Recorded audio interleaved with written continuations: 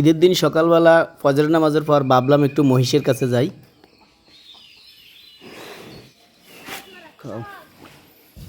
যেহেতু একটু পরে ও কোরবানির জন্য প্রস্তুত হবে, তো ওরে একটু শেষবারের মতো কিছু খাওয়াই। কারণ শেষ খাওয়া বলতে তো একটা কিছু থাকে। তো তার জন্য আমি কিছু তাজা ঘাস ওর জন্য তুলে নিয়ে গেলাম। ও খাচ্ছে খুব আরামে। ঘাস খাওয়ানোর পরে ভাবলাম ওরে একটু পানি খাওয়াবো, ওরে গোসল করাবো। তো পানি খাওয়াইতে দিছি, ও পানি খায় না। আর ও আরও লাফাচ্ছিল দেখলাম। ও আমাদেরকে মানে গুঁতো দিতে আসতেছে, তো ওরে আর পানি খাওয়াই নাই। পরবর্তীতে ভাবলাম ওরে গোসল করাই দিই, যেহেতু কোরবানি করার আগে পশুকে গোসল করাইতে হয়।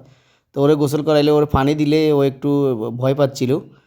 তবে ও যতটা আমরা ভাবছি ও আমাদেরকে ডিস্টার্ব করবে, ততটা ডিস্টার্ব করে নাই, করার কোনো সুযোগ ছিল না। ওর শিঙে, পায়ে, গলায় ৩টা দড়ি দেওয়া ছিল। ঈদের নামাজ শুরু হইতে আর ৫-১০ মিনিটের মতো সময় আছে, খুব বেশি নাই। আমাদের অলরেডি মুসল্লিরা অনেকজন চলে আসছেন। আমি রেডি হয়েছি, আলহামদুলিল্লাহ যাচ্ছি। এই মুহূর্তে ঈদের নামাজ, এই মুহূর্তে ঈদুল আজহার নামাজ অনুষ্ঠিত হতে যাচ্ছে। আপনারা যে যেখানে আছেন সবাই দৌড়ে চলে আসেন। আল্লাহু আকবার, আল্লাহু আকবার, লা ইলাহা ইল্লাল্লাহু, আল্লাহু আকবার, আল্লাহু আকবার, ওয়া লিল্লাহিল হামদ। আলহামদুলিল্লাহ।